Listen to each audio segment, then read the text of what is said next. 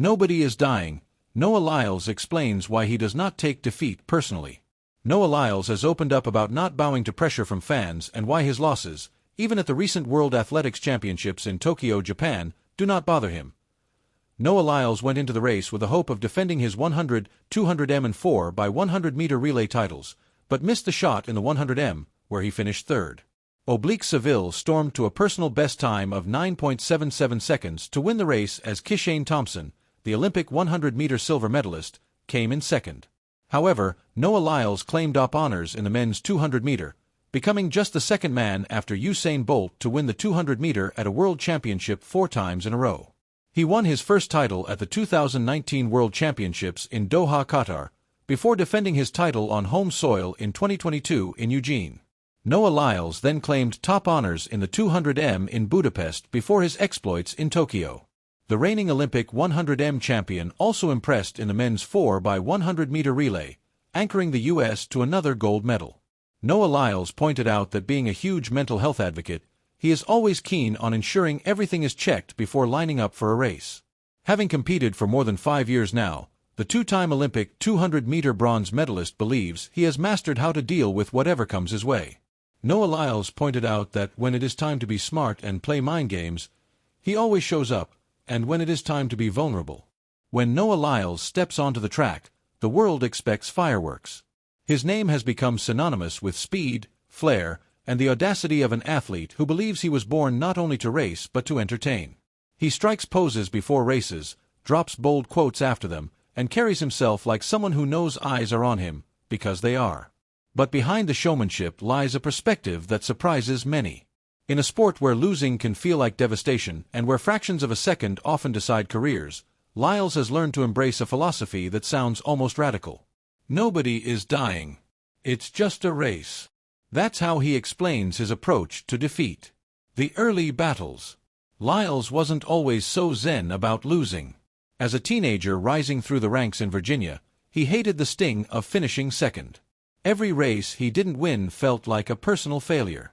Coaches would have to calm him down after meets where he missed his targets. When you're young, you think every race is life or death, Lyles once admitted in an interview. If I lost, it felt like the end of the world. But then life kept going. The sun came up the next morning. And I realized, I'm still here. I'm still Noah. So why should I let one result define me? This evolution in mindset didn't come overnight. It came through years of trial, error, therapy, and an honest reckoning with mental health. Lyles has been open about his battles with depression and anxiety, and how they forced him to reframe competition. The perspective shift. At the 2021 Tokyo Olympics, Lyles went in as the favorite in the 200 meters, the event where he had stamped his name as Usain Bolt's heir apparent. But he finished with bronze.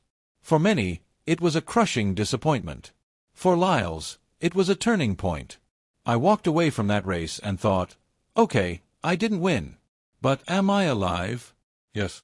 Did I still make an Olympic podium? Yes. Did people still cheer? Yes. So why am I tearing myself apart? He started adopting the mantra that has now become his shield against negativity. Nobody is dying. It's just track and field. The words aren't an excuse to settle for less. Lyles is as competitive as they come. They're a reminder that even in failure, perspective matters. Losing a race isn't losing your life. The entertainer's role. Part of why Lyles doesn't take defeat personally is because he doesn't see his job as just crossing the line first. He sees it as performing. People come to watch us run, but they also come to be entertained, he said during the 2025 World Championships in Tokyo. So even if I lose, if I gave the crowd a show, if I inspired a kid, if I made someone smile, then I still did my job. This entertainer's mindset is why he never shies away from bold statements, why he wears anime-inspired outfits, and why he'll grin after a loss instead of sulking. He knows the spotlight is as much about personality as it is about medals. In that sense, defeat becomes another act in the drama, a chapter, not the conclusion. Critics and confidence. Of course, not everyone appreciates Lyles' approach. Critics argue that his casual attitude toward losing shows a lack of seriousness. Some fans, conditioned to believe champions must be obsessed with perfection, bristle when he shrugs off defeat. But Lyles doesn't see it as a contradiction.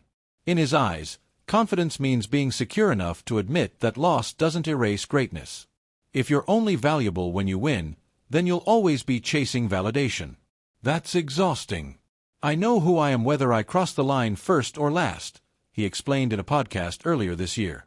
That self-assurance has fueled his longevity in a sport notorious for burning out its brightest talents. Lessons beyond the track.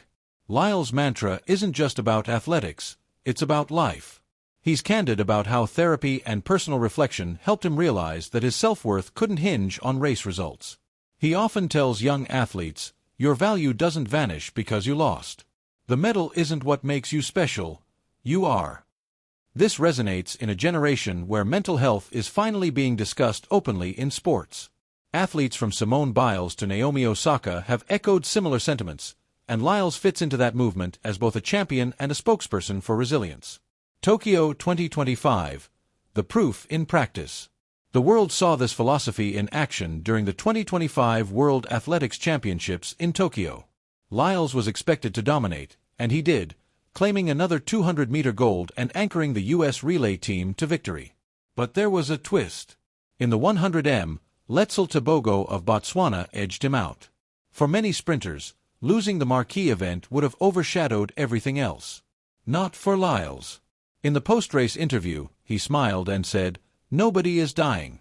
He got me today, I'll get him tomorrow. That's what makes it fun." The comment went viral, not because of the loss, but because of the way he framed it. Fans saw a champion unafraid of humility, unshaken by setbacks, and still radiating joy. Redefining greatness. For Lyles, greatness isn't about never losing. It's about how you respond when you do. Everybody loses sometime, he explained in an ESPN feature. Bolt lost, Jordan lost, Serena lost. That doesn't erase their greatness. What made them legends is how they kept coming back. That's how I see myself too. This resilience has become his signature. He's not just chasing medals. He's chasing a legacy of joy, perspective, and showmanship that makes track and field bigger than the stopwatch. The takeaway. In a world where athletes are often pressured to equate their worth with winning, Noah Lyles' mantra is both refreshing and necessary. Nobody is dying. It's a reminder that competition is meant to inspire, not consume. That defeat is not destruction. That even the fastest man in the world is still human. And perhaps that's why Lyles resonates so deeply with fans. He reminds us that passion doesn't have to be toxic, that ambition doesn't have to mean self-destruction, and that joy can coexist with pressure. At the end of the day, it's just a race.